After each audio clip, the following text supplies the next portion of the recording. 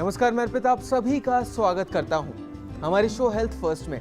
दर्शकों, हमारी हमेशा कोशिश रहती है आपको आपकी बीमारी से जुड़ी हर समस्या से निजात दिलाने की, जो कि बनी हुई आपकी परेशानी का सबब।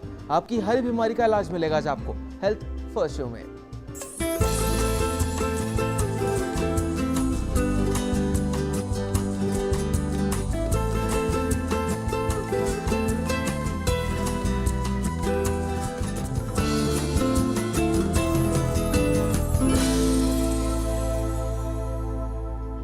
दर्शकों, सर्दी के मौसम में एक समस्या जो कि बड़ी उम्र के लोगों में दिखाई देती है वो है घुटने का दर्द। ऐसा नहीं है कि सिर्फ बुजुर्गों में ये समस्या मिलती है, आजकल तो बहुत कम उम्र के लोगों में भी घुटने का दर्द देखा जाता है। तो कैसे आप इस दर्द से निजात पा सकते हैं, क्या सावधानियां रखनी है? और बहुत से लोगों की तो ये भी समस्या होती है कि एक्सरसाइज करने के बाद भी वो दर्द नहीं जाता। तो क्या घुटनों के दर्द के लिए एक्सरसाइज करना सही है और या फिर गलत है? हर परेशानी का हल जानेंगे आज हमारे स्टूडियो में मौजूद डॉक्टर शैलेंद्र शर्मा से, जो कि अस्थि रोग विशेषज्ञ हैं। डॉक्टर साहब, सबसे पहले तो आपका बहुत बहुत स्वागत है हमारे शो में। नमस्कार।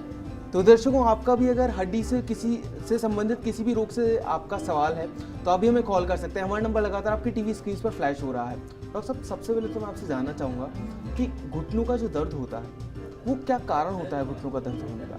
नॉर्मली सर घुटनों का दर्द मुख्य रूप से दो कारण होते हैं जी। एक कारण एज रिलेटेड है जी। जो नॉर्मली 55 से 60 साल की अधिक की आयु के लोगों में मिलता है जी। और एक है जो इससे कम उम्र में। जी। कम उम्र में नॉर्मली ये आर्थराइटिक प्रॉब्लम होती है, जी। चाहे उसको गठिया बोलें, चाहे उसको रूमेटॉइड बोलें, चाहे ऑस्टियोआर्थराइटिस बोलें। और जो 60 साल से ऊपर है उसको हम ऑस्टियोआर्थराइटिस बोलते हैं। जी।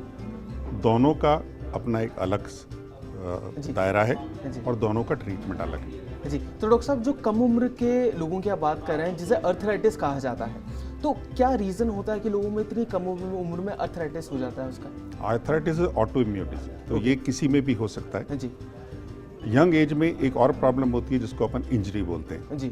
चोटों के कारण से भी घुटने का दर्द होता जी। है। तो मुख्य रूप से यंग पर्सन में हम दो में डिवाइड करते हैं। जी। इट्स ट्रोमैटिक मीन्स चोट से, जी। और एक डिजीज से जो अर्थराइटिस। जी। जब भी आपको कोई घुटने में दर्द हो जी। और वो दर्द करीब 4 से 6 हफ्ता बना रहे जी। और आपको रूटीन ट्रीटमेंट से फायदा नहीं मिले, जी। तो it is best thing that you should consult your doctor जी। And a specialist. जी। तो दोस्तों, अगर आपको भी घुटने से संबंधित कोई भी परेशानी और उसका आप समाधान चाहते हैं तो आप भी हमें कॉल कर सकते हैं। हमारा नंबर लगातार आपकी टीवी स्क्रीन पर फ्लैश हो रहा है। डॉक्टर साहब, आपसे जानना चाहूँगा कि बहुत बार लोगों का वजन बड़ा ज़्यादा होता है, उन्हें बड़ा सामान्य लगता है वो, तो क्या वजन ज़्यादा होना भी परेशानी हो सकती है जिससे कि घुटनों में परेशानी हो लोगों को? वजन एक मुख्य कारण है। जी। एज रिलेटेड प्रॉब्लम्स, जो चीज़ 70 साल में आने वाली है और अगर आपका वजन काफ़ी ज़्यादा है तो 60 साल में भी आ जाएगी। सो आपका वजन नॉर्मल स्टैंडर्ड से ज़्यादा नहीं होना चाहिए। जी।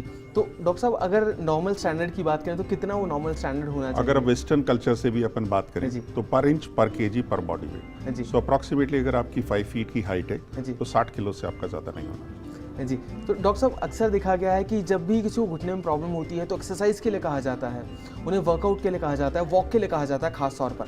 लेकिन बड़े लोगों के मन में शंका होती है कि वॉक करनी चाहिए नहीं करनी चाहिए, तो उस पर मैं चाहूँगा कि आप वो मिथ्या दूर करें लोगों की। घूमना एक मोस्ट इम्पॉर्टेंट पार्ट है, not even for your joints, for your heart also. प्रतिदिन मनुष्य को कम से कम 30 से 40 मिनट के लिए वॉक करना चाहिए, इर्रिस्पेक्टिव कि वो तेज वॉक कर सकता है या धीरे वॉक कर सकता है। अगर वो तेज कर सकता है इट इज़ बेटर, बट अगर 40 मिनट की वॉक वो करता है तो मोस्ट इम्पॉर्टेंट है, and preferably on A rough surface, hard surface नहीं होनी चाहिए। जी। तो डॉक्टर साहब, अभी के लिए एक दर्शक हमारे साथ जुड़ गए हैं, नरेंद्र जी हैं। नरेंद्र जी, आपका बहुत बहुत स्वागत है हमारे शो में। अपना सवाल पूछिए डॉक्टर साहब से। नरेंद्र जी, अपने टीवी की वॉल्यूम जरा कम कर लीजिए और फिर अपना सवाल पूछिए। ये सर, मेरे घुटने के नीचे पाँव में सुन्न टाइप रहता है, दर्द रहता है। नहीं, खाली घुटने में दर्द रहता है या आपको सुन्न भी रहता है? सुन्न भी रहता है। सुन्न कहाँ पर रहता है, पंजों में या मांसपेशियों में? मांसपेशियों में। और आपको कोई डायबिटीज की तो शिकायत नहीं है? डायबिटीज है सर। तो एक बार आप अपने डॉक्टर को दिखाएं। ये घुटने के दर्द से भी हो सकता है और आपके डायबिटीज से भी हो सकता है। डॉक्टर साहब, जैसा कि ये दर्शक भी बता रहे थे कि स्वेलिंग रहती है, तो बहुत बार देखा जाता है कि सामान्य तौर पर स्वेलिंग आ जाती है जब लोग वर्कआउट करते हैं या फिर लोग ज़्यादा काम कर लेते हैं, तो क्या रीज़न होता है डॉक्टर साहब उसका? स्वेलिंग कभी वर्कआउट से नहीं होती सर। जी स्वेलिंग अगर जोड़ में आ रही है तो मुख्य रूप से एक ही कारण होता है कि कोई ना कोई इस तरह की चीज़ें जो आपके फ्लूइड के सीक्रेशन को बैलेंस नहीं कर रही। जी अपने जोड़ों के अंदर एक तरह का तरल पदार्थ होता है जिसको हम साइनोवियल फ्लूइड बोलते हैं। जी इसकी एक पर्टिकुलर अमाउंट होता है which is approximately 2 to 3 ml in each joint. जी ये जब भी ज़्यादा हो जाएगा तो सूजन आती है। उसके कई कारण होते हैं, चोट है, बीमारी है, गठिया है जी और बहुत सारे कारण होते हैं। जी डॉक्टर साहब, अभी के लिए एक और दर्शक हमारे साथ जुड़ गई हैं, दौसा से रिंकू जी हैं। रिंकू जी, आपका बहुत बहुत स्वागत है हमारे शो में, अपना सवाल पूछिए। Good afternoon sir. Good afternoon. जी अपना सवाल पूछिए रिंकू जी।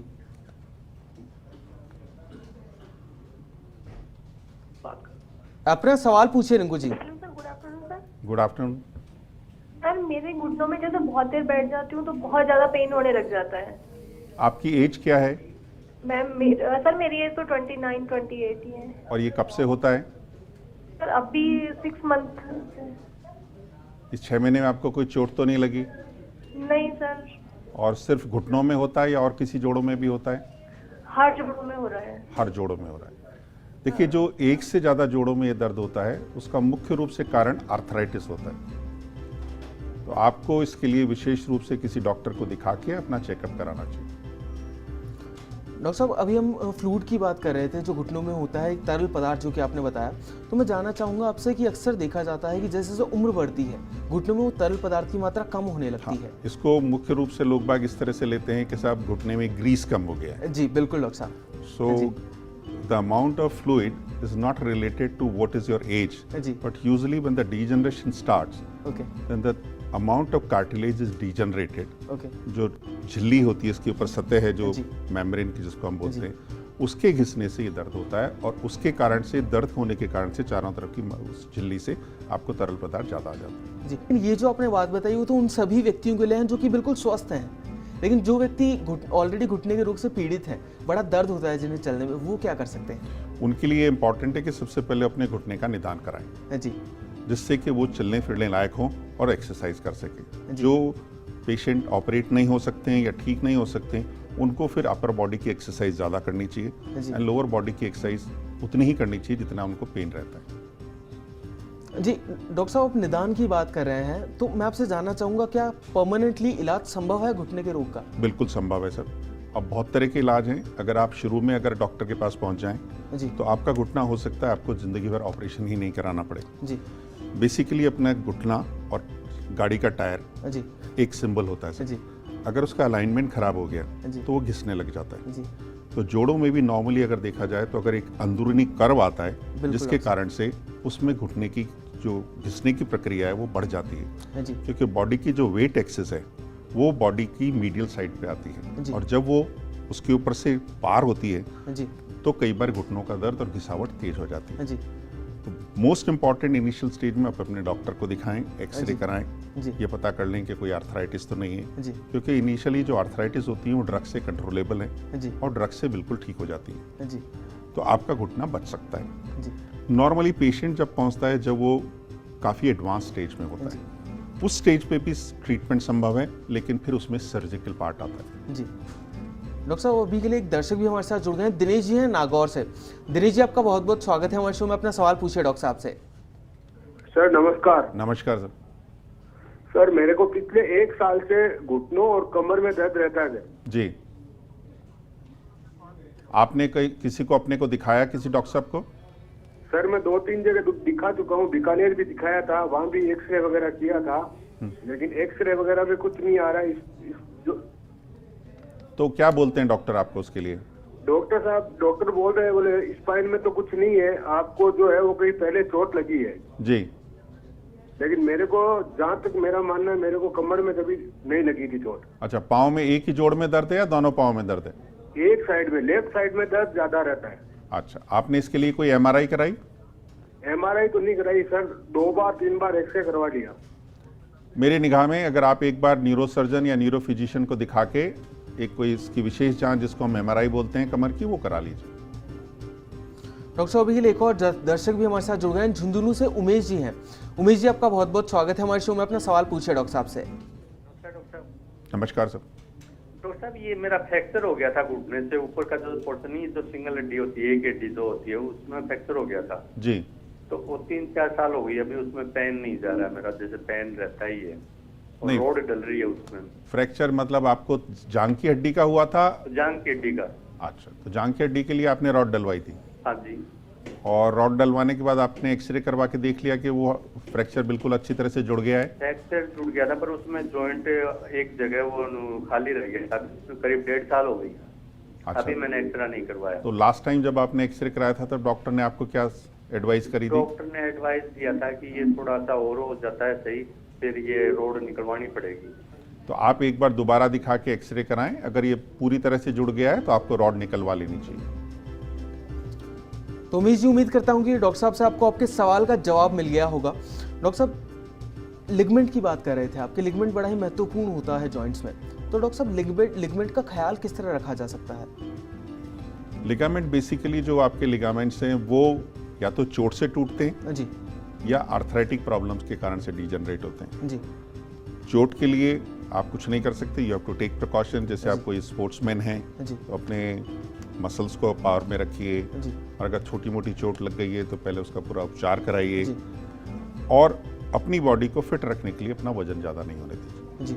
जो डिजीज़ है वो डिजीज़ से भी जॉइंट के लिगामेंट लेक्स होते हैं, उनके अंदर चेंजेस आते हैं, उस डिजीज़ का प्रॉपर निदान कराएंगे तो आपके लिगामेंट्स, आपकी बॉडी के मसल्स फिट रहते हैं। जी। चलिए दर्शकों, अभी के लिए वक्त हो चला एक छोटे से ब्रेक का, लेकिन आप कहीं मत जाइएगा, जल्द वापस लौटते हैं हेल्थ फर्स्ट में।